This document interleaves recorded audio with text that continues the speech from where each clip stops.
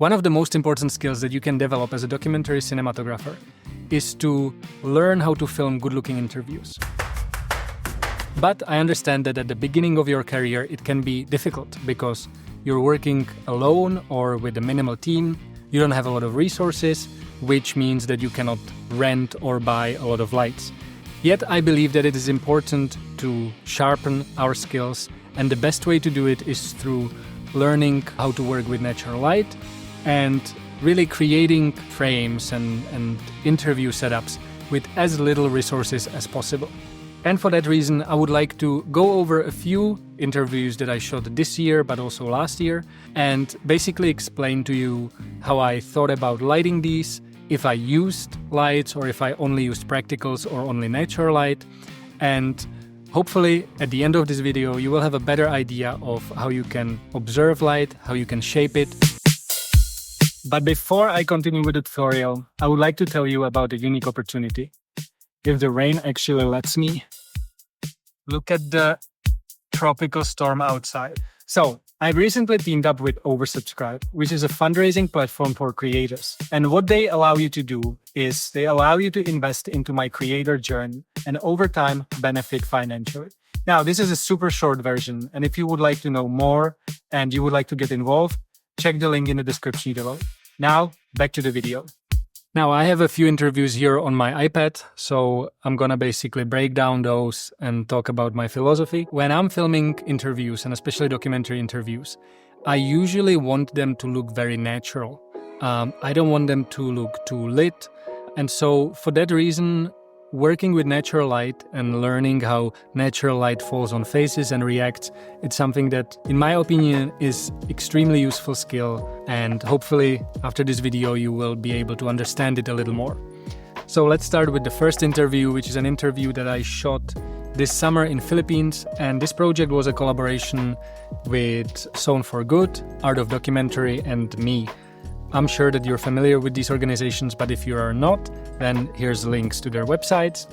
And this interview is not a typical interview. I would usually shoot documentary interviews on a wider lens, so we can see a little bit more of the character. But in this case, I wanted to try something different because I knew that this interview won't be used in the film. In the end, we only used a small part, maybe 5 seconds at the end of the whole film, and that's the only time you see Salvador in this setup. And so for that reason, I wanted to make the interview look a little more, I guess, cinematic, and we decided to shoot this on a 50mm lens, or actually it was a zoom, but zoomed on 50mm. And the way we shot this is that, first of all, we had limited resources.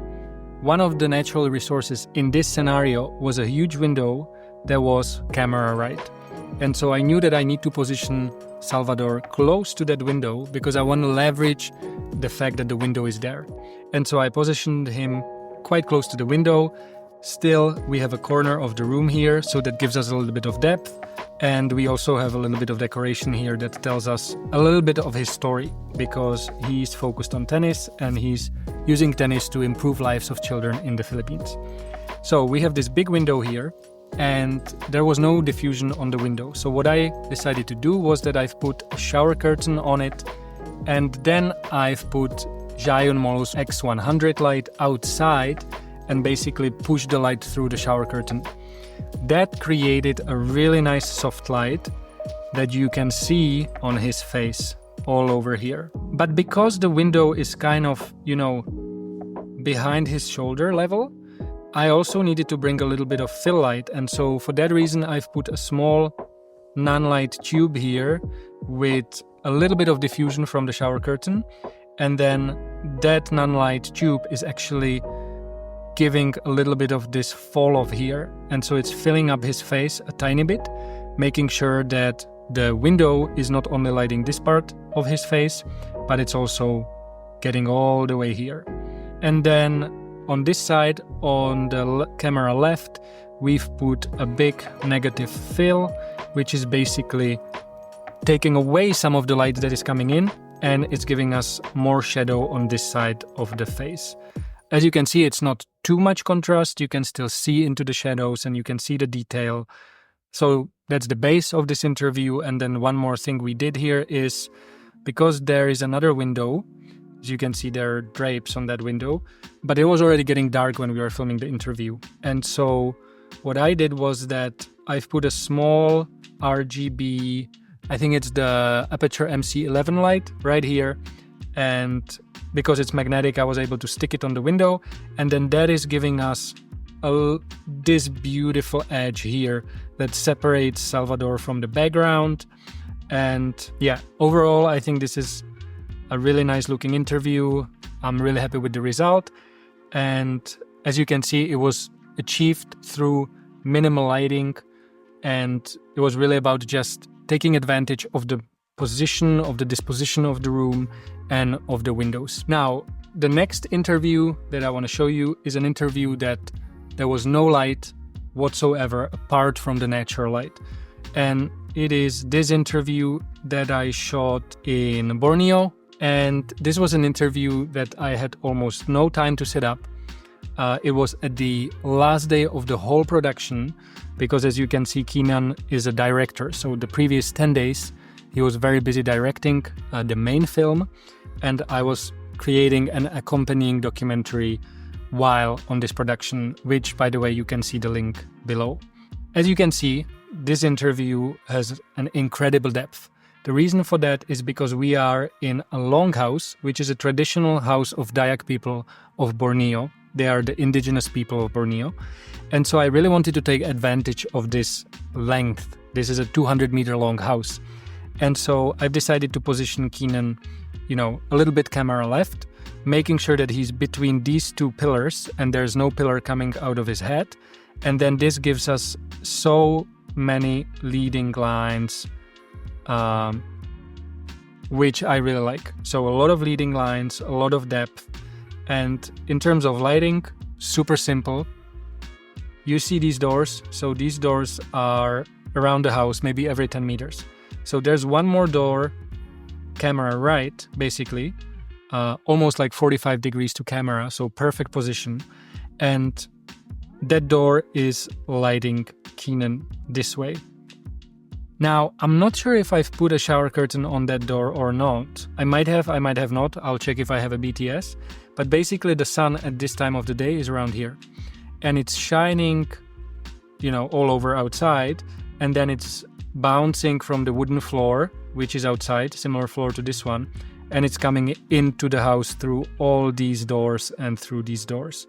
I think that day was a little cloudy, so the sun was also a little softer.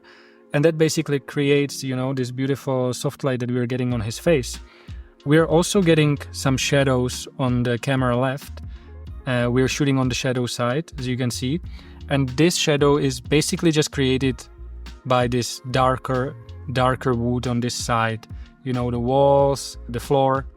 And that's basically it. No additional lighting here. This interview is really about natural light, about the depth and composition. What I would do differently here is I would probably ask Keenan to have a different color t-shirt, but he didn't have one.